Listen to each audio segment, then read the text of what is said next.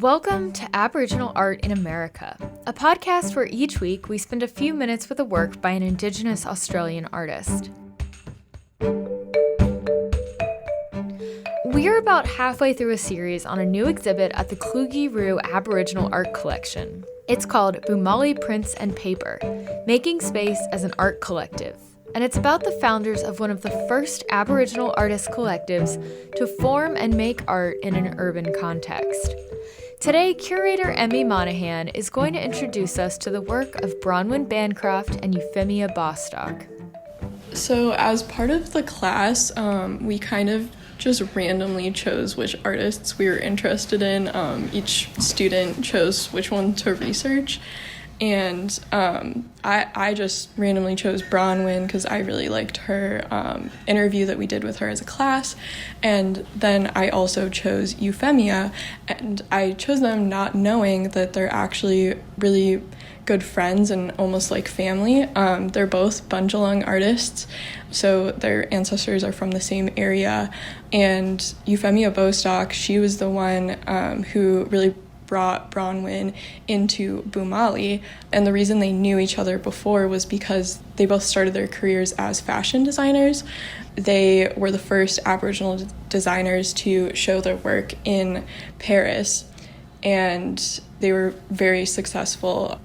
They ended up forming this incredible friendship, and Euphemia was the one who brought Bronwyn into the collective. She once said that when she met Bronwyn, she was like, wow, this woman can talk. And she really brought this incredible energy into the collective. So the piece that we have by Euphemia is the possum skin design, and she actually showed that when she was in Paris.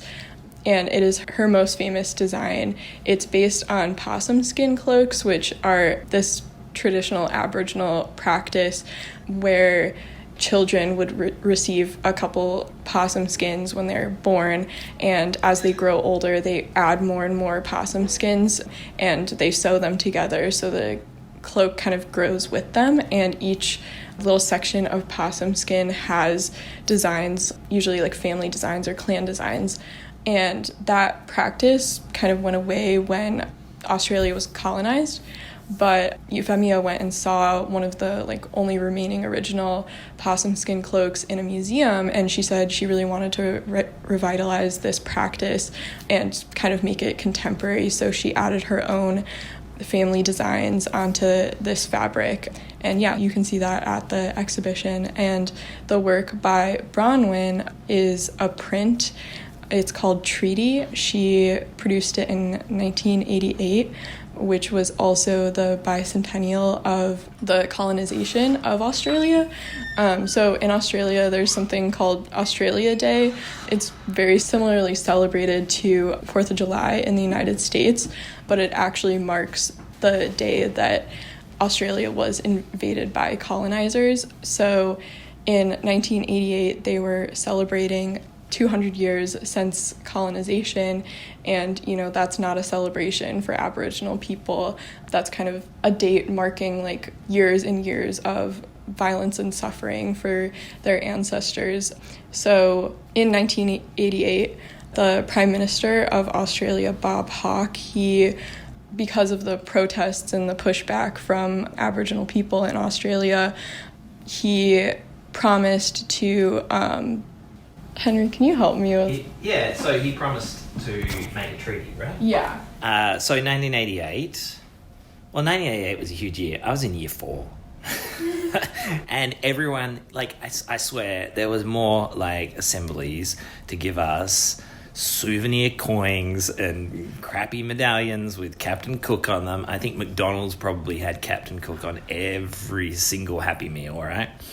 And amongst all of this, you've got this rising tide of Indigenous protests, right? You've got these Indigenous people who for well over 100 years have been saying that January 26th was not a day of celebration, but a day of mourning, that was Invasion Day.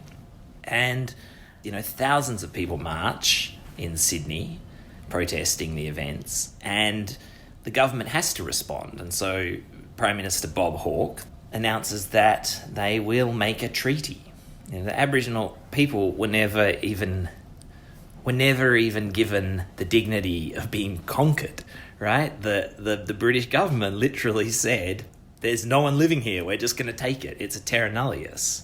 And so, for Hawke to say in 1988 that they would make a treaty, that was an enormous step forward in recognising Aboriginal sovereignty. That basic step of establishing a treaty with Aboriginal people inspired Bancroft's piece titled Treaty. It's painted in gouache on paper and very colorful. The central figures are an Aboriginal man in chains on the verge of making an exchange with the mayor, a white figure in a jacket emblazoned with references to broken promises.